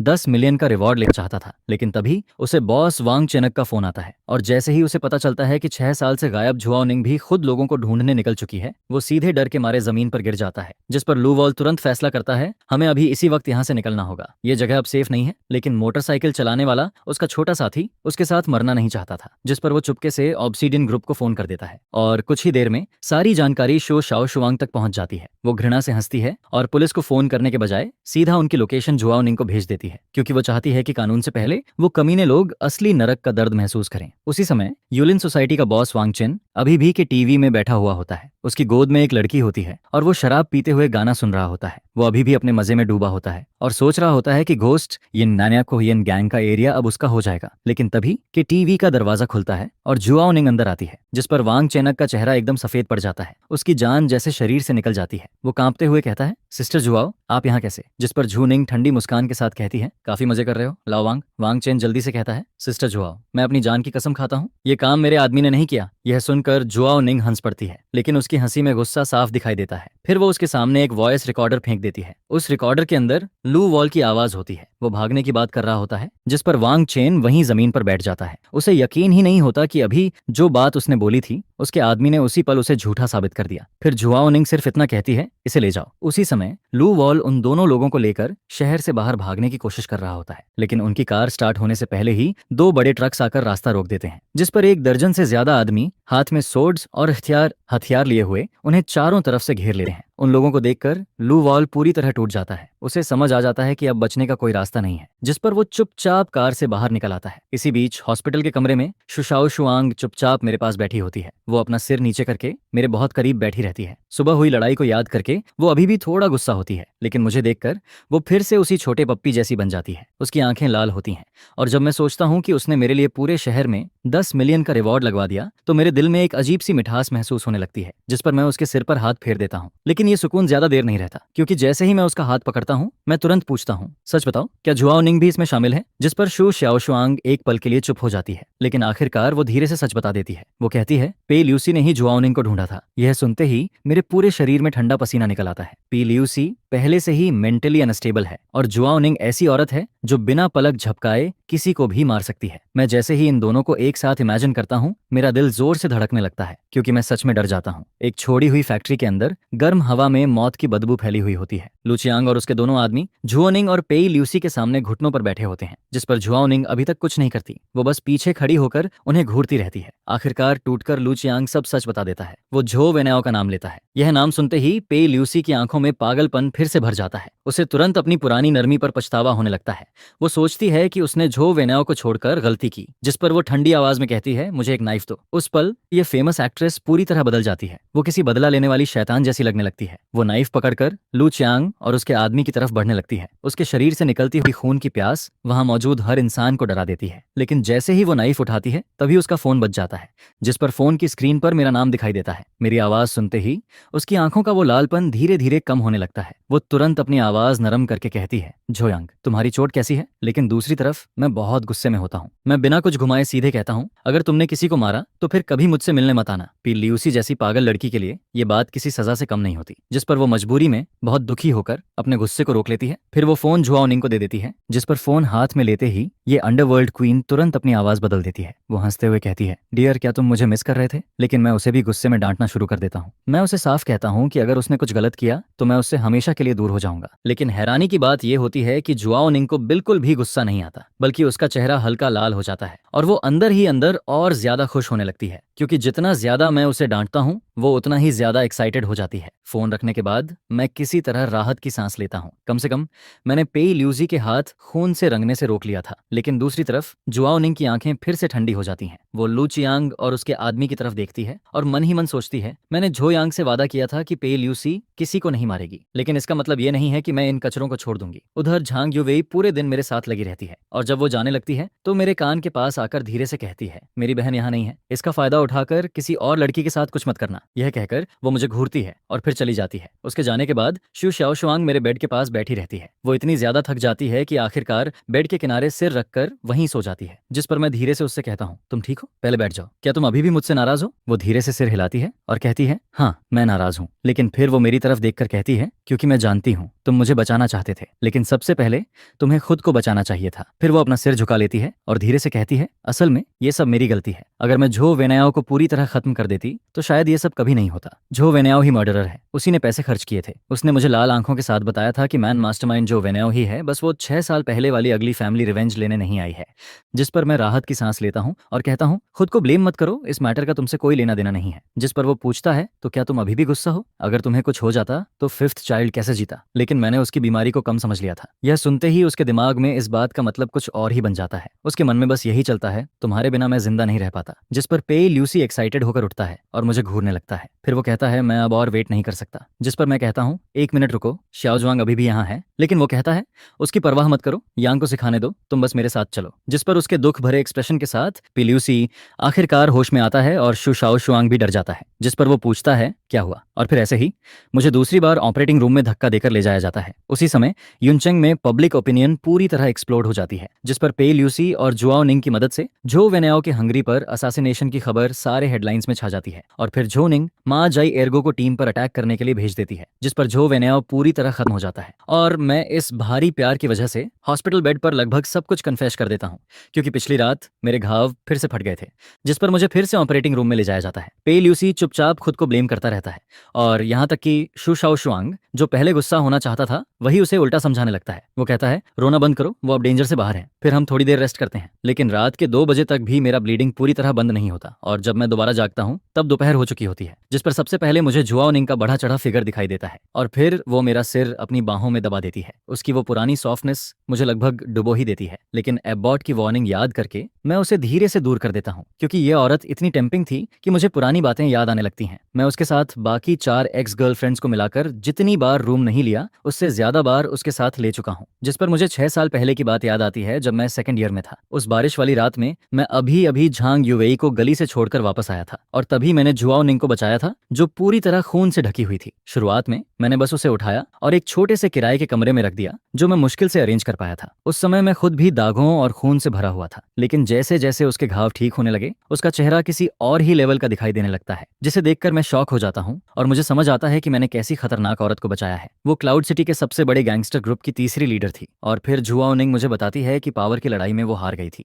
जिस पर अब उसे सेकंड बॉस टेरर पीछा करके मारना चाहता था और वो अकेले मरना चाहती थी। लेकिन शायद उस रात बिछड़ने वाली फीलिंग की वजह से मैं उसका हाथ पकड़ लेता हूँ और जोर से चिल्लाता हूँ, मैं तुम्हें न जाने नहीं दूंगा। फिर मैं कहता हूँ, अगर सीजुन की परेशानी की वजह से मरना ही है तो चलो साथ मरते हैं। और फिर उसी रात हम दोनों एक दूसरे के करीब आ जाते हैं, जिसके बाद हम एक पागल प्लान बनाते हैं। मैं खुद जाकर फियर ऑफ लू से मिलता हूँ। मैं उसके सामने एक लालची आदमी होने का नाटक करता हूँ और कहता हूँ मुझे 10 लाख चाहिए, पैसे मिलते ही मैं तुम्हें बता दूंगा कि जुआओनिंग कहाँ है। जिस पर लू सच में मेरे झांसे में आ जाता है और फिर वो अपने आदमियों के साथ मुझे अंदर ले जाता है। लेकिन जैसे ही उसके आसपास की सिक्योरिटी ढीली पड़ती है, मैं अचानक टेबल के ऊपर से कूद जाता हूँ, फिर वाइन बॉटल तोड़ता हूँ और भेड़िए की तरह उसके गले पर मार देता हूँ। मुझे याद नहीं कि उस समय कितना दर्द हुआ था, मुझे बस इतना याद है कि हर तरफ खून था और मेरे सामने एक बॉडी पड़ी हुई थी। और जब मुझे दोबारा होश आता है तब तक लुओ मर चुका होता है। यही मेरा सीक्रेट था, मेरे शांत चेहरे के नीचे छुपा हुआ, क्योंकि 6 साल पहले ही मैं एक ऐसा इंसान बन चुका था जिसने किसी को मार दिया था। जिस पर जुआओनिंग को देर से यह बात समझ आती है और वो कहती है तुम पागल हो, वापस स्कूल जाओ, यहाँ का काम मुझ पर छोड़ दो। जिसके बाद वो आखिर में मुझे स्कूल वापस भेज देती है और फिर 3 महीने बाद मैं और जुआओनिंग एक साथ आ जाते हैं और उसके बाद हमारा रिलेशन काफी स्मूथली चलने लगता है। जुआओनिंग मुझसे 5 साल बड़ी है और वो इकलौती औरत है जिसने मेरे 4 लड़कियों के साथ चल रहे रिलेशन को पहले ही समझ लिया था, लेकिन फिर भी उसने मुझे एक्सेप्ट किया। यहाँ तक कि वो 3 साल पहले क्लाउड सिटी छोड़कर चली गई थी और फिर उसने मुझे पागलों की तरह ढूंढा जब तक कि उसने मेरा हॉट सर्च नहीं देख लिया। जिसके बाद वो विदेश से वापस उड़कर आ जाती है, जिस पर हॉस्पिटल बेड के सामने खड़ी जुआओनिंग की आंखों से धीरे धीरे आंसू गिरने लगते हैं और वो पूछती है इस बार तुम कितने समय के लिए रुकने वाले हो। जिस पर मैं कहता हूँ मैं युनचेंग में रहूंगा। सच कहूँ तो पिछले 3 सालों में मैं बस 4 सेकंड के लिए ही दूर गया था। फिर मैं अपना सीना थपथपाता हूँ और उससे कसम खाकर कहता हूँ, लेकिन जुआओनिंग मुझ पर बिल्कुल भरोसा नहीं करती, बल्कि वो धीरे से अपना कॉलर नीचे करती है और मेरी तरफ झुक जाती है, जिस पर मेरी सारी डिफेंस एक पल में टूटने लगती है और मैं लगभग कंट्रोल खोने वाला होता हूँ। तभी दरवाजा खुलने की आवाज आती है और फिर झांग युवेई हाथ में लंच बॉक्स लेकर अंदर आती है। वो लाल चेहरे के साथ मुझे देख रही होती है, लेकिन अगले ही पल झांग युवेई का एक्सप्रेशन दोनों औरतों की डरावनी नजरों के बीच गायब हो जाता है, जिस पर कमरे के अंदर एक अजीब सी टक्कर शुरू हो जाती है। जुआओनिंग तुरंत झांग युवेई को पहचान लेती है, वही इंसान जिसने 3 साल पहले मुझे युनचेंग से भागने में मदद की थी। लेकिन हैरानी की बात यह होती है कि वो गुस्सा नहीं होती, बल्कि ताली बजाकर कहती है झायोंग के हॉस्पिटल से निकलने के बाद क्यों ना हम तीनों साथ ट्रिप पर चलें। यह सुनकर झांग युवेई वहीं पर पूरी तरह स्टंट रह जाती है, क्योंकि उसने शायद कभी इस अंडरवर्ल्ड गॉडमदर की इतनी अजीब सोच इमेजिन नहीं की थी। और फिर वार्ड के अंदर की हवा जैसे पूरी तरह जम जाती है। खुद को बचाने के लिए मैं जल्दी जल्दी कहने लगता हूँ कि मैं कोई औरत नहीं हूँ, लेकिन मुझे बिल्कुल उम्मीद नहीं होती, क्योंकि झांग युवेई दांत भींचकर कहता है कि जब समय आएगा तब वो इस बारे में सोच लेगा। जिस पर उसकी इतनी हद तक टॉलरेंस देखकर मैं लगभग पूरी तरह उसकी सॉफ्टनेस में डूबने लगता हूँ। और तभी जैसे कोई हीरो सही समय पर आता है, वैसे ही अचानक 2 लोग सामने आ जाते हैं। वो थे शु शाओशुआंग और पेई ल्यूसी की माँ, जिनके आते ही वार्ड का माहौल एक पल में खराब हो जाता है, क्योंकि जुओनिंग अभी अभी हम तीनों के साथ घूमने का आइडिया दे चुकी थी। लेकिन ये दोनों इतने आसानी से मानने वाले नहीं थे, जिस पर शु शाओशुआंग गुस्से और शर्म से भर जाता है और कहता है ऐसा मत सोचो कि तुम घायल हो तो जो चाहो वो कर सकते हो, मेरे सामने ये सब बिल्कुल नहीं चलेगा, ये पूरा का पूरा मेस है। और फिर पेई ल्यूसी तो और भी आगे बढ़ जाता है, वो सीधे मेरा हाथ पकड़ लेता है और उसका गुस्सा उसके चेहरे पर साफ दिखाई देता है। लेकिन उनकी इरिटेट रिएक्शन देखकर मुझे गुस्सा नहीं आता, बल्कि मैं वही बात दोबारा कह देता हूँ, क्योंकि बात का मतलब सच में वही था। मैंने उन्हें कहलाई इरादा नहीं किया था। जिस पर जुआओनिंग जानबूझकर अपना कॉलर थोड़ा नीचे कर देती है और फिर वो अपनी चेस्ट मेरी तरफ झुकाकर कहती है जुयांग, तुम्हें कौन ज्यादा पसंद है, मैं या फिर सिस्टर शाओशुआंग। जिस पर इंस्टिंक्ट की वजह से मेरी नजर वहीं अटक जाती है और इसी बार मैं सच में पूरी तरह फंस जाता हूँ। जिस पर जुआओनिंग हंसने लगती है और कहती है झाओ यांग, तुम सच में बिल्कुल भी सीधे इंसान नहीं हो। और फिर लड़कियों की चिल्लाने की आवाज के बीच मेरा घाव उम्मीद के मुताबिक फिर से खुल जाता है। इसके बाद हॉस्पिटल में बिताए गए 10 दिनों के दौरान झो वेनाओ ऐसे गायब हो जाती है जैसे हवा में खो गई हो। पुलिस उसकी सारी प्रॉपर्टी फ्रीज कर देती है और उसके खिलाफ वारंट भी जारी हो जाता है, जिस पर जुआओनिंग और शु शाओशुआंग भी पूरे क्लाउड सिटी में उसे ढूंढते रहते हैं, लेकिन उन्हें उसका कोई पता नहीं चलता। फिर जिस दिन मुझे हॉस्पिटल से डिस्चार्ज किया जाता है, उसी दिन जुआओनिंग का फोन आता है और वो हल्की सी हंसी के साथ मुझे बताती है कि झो वेनाओ मिल गई है और उसे पुलिस स्टेशन वापस ले जाया गया है। जिस पर मैं पूछता हूँ वो कहाँ मिली। तब पता चलता है कि भागते समय झो वेनाओ को उसकी एक फीमेल फैन पहचान लेती है। वो फैन बाहर से छोटी और मासूम दिखती थी, लेकिन अंदर से बिल्कुल अलग थी। शुरुआत में उसने झो वेनाओ के साथ बहुत पॉलिटली बिहेव किया, लेकिन बाद में जब झो वेनाओ उसके साथ रहने लगी तब उस फैन ने उसे ड्रग्स दे दिए और आयरन चेन से बांध दिया। इसके बाद पूरे 8 दिनों तक झो वेनाओ, जो पहले सबकी नजरों में आइडल थी, अब एक कोने में बंद खिलौना बनकर रह जाती है। वो हर दिन सिर्फ डॉग बाउल में बचा हुआ खाना खाती है और फिर एक दिन दरवाजा दोबारा खुलता है, जिस पर अंदर कई और फीमेल फैंस आ जाती हैं। उन सबकी आंखों में पागलपन भरा होता है। वो रोते हुए चिल्लाती हैं मेरा भाई सिर्फ हमारा है, सिर्फ हमारा। और फिर वो झो वेनाओ के साथ बुरी तरह बिहेव करने लगती हैं, जिस पर झो वेनाओ का दिमाग आखिरकार पूरी तरह टूट जाता है। उसे पहली बार समझ आता है कि वो जिन फैंस को हमेशा कंट्रोल करती थी वही आज उसके लिए सबसे बड़ा डर बन चुके हैं। जिस पर वो हिस्टेरिकल होकर हंसने लगती है और चिल्लाकर कहती है तुम सब इडियट्स हो। मैंने कभी सच में तुम लोगों की परवाह नहीं की। अगर तुम्हारे पास पैसे नहीं होते तो मैं कभी तुम्हारे साथ इतना बोरिंग ड्रामा नहीं करती। यह सुनते ही उन फीमेल फैंस की दुनिया पूरी तरह टूट जाती है और फिर वो गुस्से में पास रखा डॉग बाउल उठाकर उसके सिर पर मार देती हैं, जिसके बाद वो सब उसके ऊपर टूट पड़ती हैं। लगभग उसी समय पुलिस वहां पहुंच जाती है, लेकिन जब वो दरवाजा तोड़कर अंदर जाती है तो सामने का नजारा देखकर सब सन्न रह जाते हैं, क्योंकि वहां की फीमेल फैंस पूरी तरह पागल हो चुकी होती हैं और झो वेनाओ के साथ बुरी हालत कर रही होती हैं, जिस पर झो वेनाओ पूरी तरह मेंटली टूट चुकी होती है। और यहाँ तक कि वो फीमेल फैंस पुलिस के आने के बाद भी उन पर पागलों की तरह अटैक करने लगती हैं। फिर बाद में इन्वेस्टिगेशन के दौरान मुझसे पूछा जाता है कि क्या मैं झो वेनाओ से नफरत करता हूँ, जिस पर मैं शांति से जवाब देता हूँ, मैं उससे या उसके फैंस से नफरत नहीं करता। वो दोनों बस बहुत बीमार लोग हैं जिनकी सोच और वैल्यूज पूरी तरह खराब हो चुकी हैं। जिस पर मॉनिटर में दिखाई दे रही झो वेनाओ का चेहरा बिल्कुल खाली होता है और पुलिस कहती है कि उसकी मेंटल कंडीशन अब खराब हो चुकी है। लेकिन मैं जानता हूँ अब वो अपनी पूरी जिंदगी इसी डर में जिएगी कि कोई पागल फैन फिर से उसके सामने आ जाएगा और यही उसके लिए सबसे बड़ी सजा है। इसके बाद उसी दिन झुओ निंग मुझे 3 साल पहले वाले पुराने शहर में वापस ले जाती है। हम दोनों सोचते हैं कि उस सानहे होटल में जाएंगे जहां हम पहली बार डेट पर गए थे, लेकिन जैसे ही हम वहां पहुंचते हैं अंदर से आवाज आने लगती है, जिस पर हमें पता चलता है कि कुछ लोकल गुंडे होटल की मालकिन से प्रोटेक्शन मनी मांग रहे हैं। यह देखकर झुआओ निंग हल्का सा हंसती है, क्योंकि यह सब उसके लिए बहुत फेमिलियर था। अंडरग्राउंड वर्ल्ड का यही तरीका था। मैं कुछ बोल पाता उससे पहले ही झुआओ निंग मुस्कुराते हुए आगे बढ़ जाती है और फिर कहती है, आजकल के यंग लोग सफाई के रूल्स तक भूल गए हैं। जिस पर सामने खड़ा गुंडा उसे डांटने ही वाला होता है, लेकिन जैसे ही वो झुआओ निंग का चेहरा देखता है उसके हाथ से स्टील पाइप नीचे गिर जाता है, क्योंकि वो झुआओ निंग थी। भले ही उसे इस दुनिया से गए 3 साल हो चुके थे, लेकिन इस जगह पर आज भी उसका नाम सुनकर लोग डरते थे, जिस पर वो सारे गुंडे डरकर वहां से भाग जाते हैं और फिर हम दोनों उसी पुराने विंडो सीट पर जाकर बैठ जाते हैं। लेकिन तभी झुआओ निंग का फोन बजने लगता है। वो कुछ देर तक फोन को देखती रहती है और फिर उसका चेहरा धीरे धीरे सीरियस हो जाता है, जिस पर वो अपना फोन मेरी तरफ बढ़ाती है और तब मुझे पता चलता है कि शुशाओ शुआंग के पिता ने अपने बिजनेस के घाटे को भरने के लिए उसकी शादी कहीं तय कर दी है। जिस पर झुआओ निंग मेरी तरफ देखकर कहती है, लगता है तुम्हारी छोटी बहन को जबरदस्ती किसी और से शादी करनी पड़ेगी, या फिर क्या वो भी मेरी तरह तुम्हारी औरत है? ये कोई सौदेबाजी का सामान नहीं है। मेरी मदद करो, पे ल्यूसी और झांग युवेई से कांटेक्ट करवाओ, क्योंकि जब वो सब मेरे साथ चलना चाहते हैं तो फिर हम सब मिलकर इस क्लाउड सिटी का आसमान बदल देंगे। क्लाउड सिटी होटल की सबसे ऊपर वाली फ्लोर पर शादी के नाम पर एक बैंक्वेट चल रहा होता है, लेकिन असल में वहां एक टेकओवर होने वाला होता है, जिस पर शु शाओ शुआंग झू मो के साथ अपने पिता के पास बैठी होती है और सामने वही लोग बैठे होते हैं जिनसे उनका कर्ज जुड़ा हुआ था। फिर जैसे ही रिंग एक्सचेंज होने वाली होती है, बैंक्वेट हॉल का दरवाजा जोर से खुल जाता है, जिस पर मैं 3 साल की दूरी और 20 दिनों की तैयारी के बाद बिल्कुल शांत चेहरे के साथ अंदर चला आता हूँ। और मेरे पीछे कोई आर्मी नहीं होती, बल्कि क्लाउड सिटी की सबसे खतरनाक और सबसे अमेजिंग 3 औरतें खड़ी होती हैं, जिस पर झुआओ निंग अपने ब्लैक सूट पहने आदमियों के साथ हॉल के सारे एग्जिट ब्लॉक कर देती है और फिर वो मुस्कुराकर कहती है, आज यहाँ कोई डील नहीं होगी, मैं इस जगह पर होने वाला हर ट्रेड रोक दूंगी। इसके बाद पेई ल्यूसी सामने खड़ा होता है। चारों तरफ मीडिया के कैमरा फ्लैश हो रहे होते हैं, लेकिन वो बिना डरे मेरा हाथ पकड़ लेता है और फिर सबके सामने अनाउंस करता है कि झो वेनेओ खत्म हो चुकी है और अब जो भी मेरे आदमी को छूने की कोशिश करेगा वो सीधे मेरे खिलाफ जाएगा। जिस पर झांग युवेई भी आगे आता है। उसके हाथ में एक इन्वेस्टमेंट कॉन्ट्रैक्ट होता है और फिर वो बिल्कुल शांति से सामने बैठे हेयाओ ग्रुप के लोगों से कहता है, तुम्हारा सारा कर्ज हमारी मीडिया कंपनी और होंगान ग्रुप मिलकर चुका देंगे। यह सुनते ही शुश्याओ शुआंग खुद को रोक नहीं पाती और सीधे भागकर मेरी बाहों में आ जाती है। इस बार किसी ने भी मुझ पर किसी का दिल चुराने का इल्जाम नहीं लगाया और फिर देर रात जब यह सारा हंगामा खत्म हो जाता है, तब मैं वापस उस छोटे से किराए के घर में लौटता हूँ। लेकिन अब वहाँ हर तरफ 4 औरतों की मौजूदगी और उनकी खुशबू फैली होती है, जिस पर मैं चुपचाप अपने दिल में मान लेता हूँ कि इन चारों के साथ पूरी जिंदगी बिताने का जो माहौल है वो अब पहले जैसी टेंशन से बदलकर एक अजीब सी हार्मनी में बदल चुका है। और फिर मैं सोफा के बीच में बैठा होता हूँ और मेरे सामने वो 4 चेहरे होते हैं जिन्हें देखकर किसी का भी दिल भर जाए, जिस पर मैं अपने मन में समझ जाता हूँ कि ये अब वो 4 नाव नहीं है जो कभी भी डूब सकती थी, बल्कि ये एक ऐसा नरम पिंजरा है जिससे मैं अब कभी निकल नहीं पाऊंगा। और सच कहूं तो अब मैं निकलना भी नहीं चाहता। क्लाउड सिटी की रात अभी भी उतनी ही खूबसूरत और डेंजरस लगती है और मेरी यह शूरा फील्ड वाली कहानी अब जाकर अपने सबसे बड़े चैप्टर में एंटर करती है।